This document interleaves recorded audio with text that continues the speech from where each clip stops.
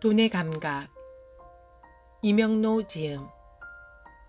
돈 센스는 타고나는 게 아니라 기르는 것이다. 돈은 우리에게 많은 것을 준다.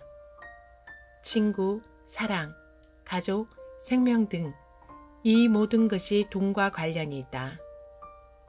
돈이 없다는 것은 불편할 뿐 행복하지 않은 것은 아니라고 말하는 사람들도 있다.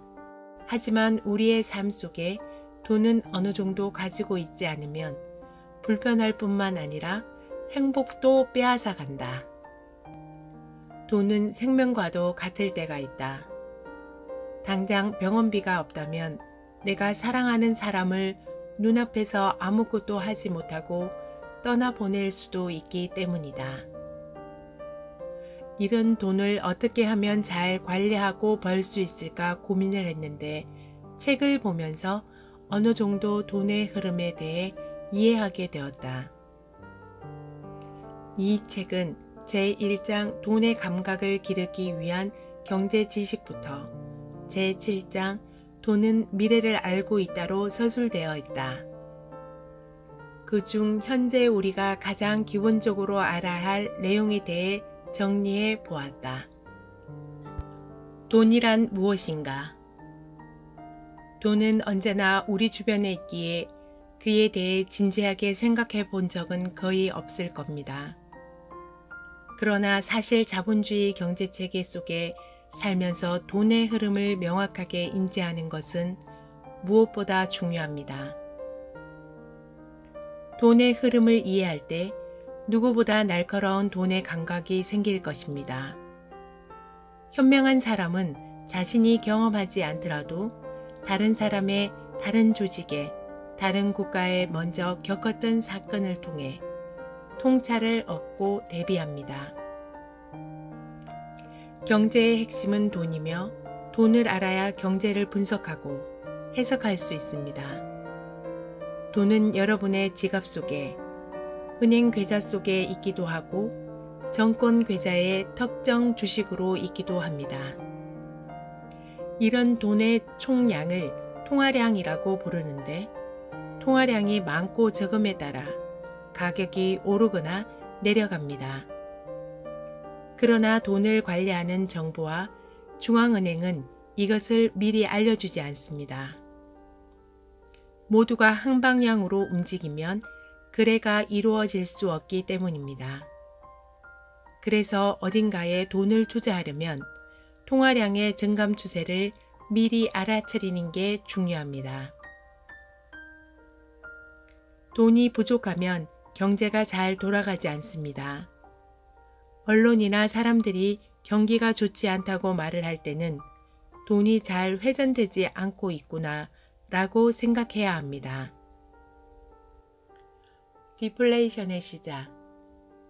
금리가 내려가기 시작한다는 건 실제로는 사람들이 돈을 많이 빌리지 않는다는 뜻입니다. 그런데 가끔 우리는 오해하곤 합니다. 이자율이 높으면 신용팽창이 어렵고 이자율이 낮아야 신용팽창이 더 쉽게 진행된다고 말입니다. 이런 오해에 대해 정확하게 이해한다면 비로소 정부가 왜 나서서 악착같이 대출을 권하는지 알게 되죠. 그러면 여러분이 열심히 일해서 모은 소중한 돈도 지킬 수 있습니다. 이자율을 0%까지 낮춘다는 건 거의 최저 수준까지 내린다는 말입니다. 이렇게 낮은 금리에도 더 이상 통화량이 팽창하지 않으면 중앙은행과 정부는 당황하게 됩니다. 최근 전 세계 주요 중앙은행들이 금리를 0%로 운영해도 소용이 없자 다른 방편으로 마이너스 금리를 조달하는 것도 이 때문입니다. 금리를 최저 수준으로 낮춘다는 것은 꼭 기준금리를 0%로 맞춘다는 의미는 아닙니다. 글로벌 국가에서 이렇게 금리를 최저 수준으로 할 수 있는 나라는 기축통화국이나 그에 버금가는 위치에 있는 나라들 뿐입니다. 한국과 같이 이머징 국가들은 아직 제로금리 실현을 해본 적이 없습니다. 그 이유는 당연히 환율 때문입니다. 문제는 기준금리를 인하해도 통화량 증가율이 늘어나지 못할 때입니다. 이를 가리켜 신용이 수축된다고 하며 진짜 디플레이션의 시기가 찾아올 수 있습니다. 그래서 중앙은행이 정말로 두려워하는 건 물가 하락이 아니라 자산 가격이 더 이상 올라가지 않는 자산 디플레이션입니다.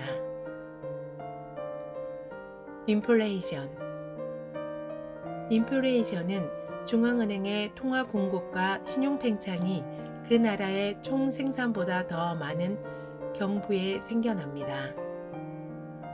통화 공급과 신용 팽창을 통해 일어난 인플레이션이 경기를 촉진시킨다는 말은 반은 거짓이고 나머지 반은 진실입니다. 현대 자본주의 체제에서 경제가 성장한다는 것은 돈이 늘어나는 것을 의미합니다.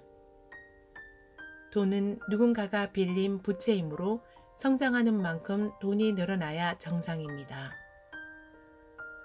인플레이션은 저축하는 사람에겐 벌을 주고 빚지는 사람에겐 상을 줍니다. 예를 들어 통화 팽창으로 돈의 가치가 10% 낮아지면 우리의 임금은 실제 10%가 줄어듭니다. 인플레이션 때문에 임금과 저축한 돈의 실질 구매력이 줄어들죠. 노조를 만들어 임금 인상을 위해 시위를 해도 소용없습니다. 간단한 인플레이션 유발만으로 힘들게 올린 급여와 어렵게 모았던 저축을 순식간에 빼앗기고 맙니다. 인플레이션 시기에는 일찍 대출을 받아 돈을 쓰는 사람이 더 큰 이익을 얻습니다. 부동산 감각을 날카롭게 기르는 법. 한국에서 가장 먼저 부동산 가격이 올랐던 곳은 서울입니다. 초기에는 시청을 중심으로 종로나 을지로가 가장 먼저 상승했습니다.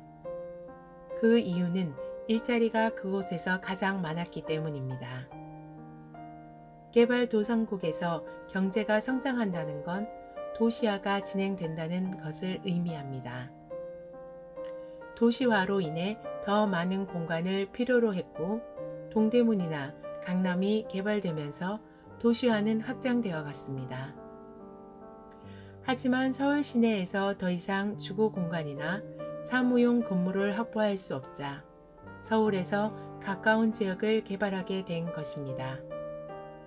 그 지역에 일찍 자리 잡았던 고물상이나 공장들은 보상을 받고 수원, 안양, 의정부 등 토지 가격이 비교적 저렴한 곳에 자리를 잡게 됩니다. 그 후 인구가 계속 몰리자 정부는 수원, 광교, 동탄, 그리고 파주까지 도시화를 확대합니다. 일자리는 곧 소득이며 소득은 소비입니다. 소비는 다시 생산을 일으켜 경제 순환고리를 이어줍니다. 일자리가 풍부하면 사람이 모이게 되고 사람이 모이면 도시화가 확대되며 부동산 가격이 올라갑니다.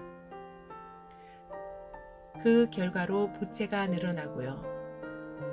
주택을 구입하려면 은행에서 대출을 받아야 하기 때문입니다.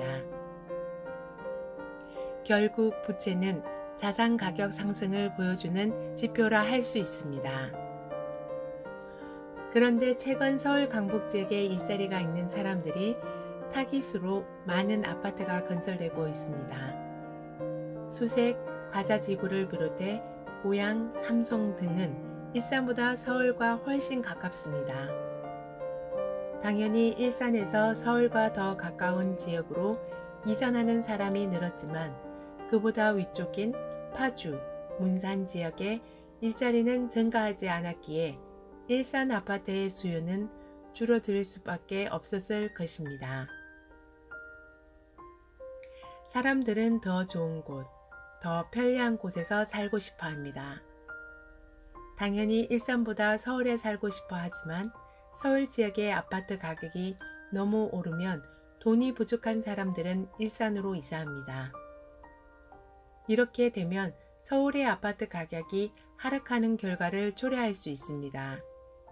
현재 일산 지역의 아파트 가격이 오르지 않거나 정체 또는 일부 하락하고 있다면 거주 비용이 부족해서 파주나 문산 가까이에 살고 있는 이들이 일산으로 이사올 가능성이 높습니다.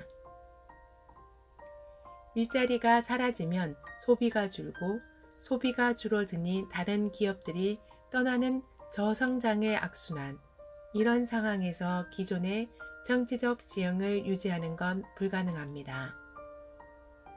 내 주머니에서 돈이 나가기 시작하면 지지하는 정당도 바꿀 수 있는 것이 돈의 힘입니다. 어느 지역이든 이제 인구 감소는 피할 수 없습니다. 인구가 감소하는 상황에서 그 지역의 일자리를 지켜내지 못하면 부동산 가격 유지는 고사하고 하락할 수밖에 없습니다. 부동산 투자를 고민한다면 지역이 어디든 반드시 일자리 증가의 가능성을 고려하길 바랍니다. 돈의 감각을 찾아 떠나는 여행. 주식시장이나 외환시장이 하락해서 경제위기가 오는 것이 아닙니다. 부채의 위기가 와서 경제위기가 닥치는 것이지요. 돈의 감각도 마찬가지입니다. 감각은 직감입니다. 직감은 지식을 습득해서 연결하는 연습이 필요합니다. 기준금리를 인하했으니 이제 경제가 좋아지겠구나 라고 생각하는 대신 경제 악화의 우려감이 증가하고 있어 환율이 오르는구나 라고 생각해야 미래를 예측하고 대비할 수 있는 것입니다. 미래를 알 수는 없지만 대비는 할 수 있습니다. 이는 올바른 지식과 그 지식을 연결하려는 지속적인 시행착오에서 발전합니다. 돈의 감각은 돈의 정의와 경제적인 용어를 쉽게 예를 들어 설명하고 있다. 돈을 벌고 싶으면 돈의 흐름부터 이해해야 한다. 똑같은 월급을 받고 30년을 일을 해도 어떤 사람은 집과 땅을 사는 사람이 있고 어떤 사람은 집 한 채를 사지 못해 전세나 월세로 살고 있는 사람들도 있다. 그만큼 돈은 공부를 해야 감각을 키울 수 있다. 돈의 감각을 읽으면서 경제 공부의 가장 기초가 되는 자습서를 만난 기분이었다. 이 책을 계기로 경제와 관련된 책을 봐도 어느 정도 이해를 할 수 있게 되었다.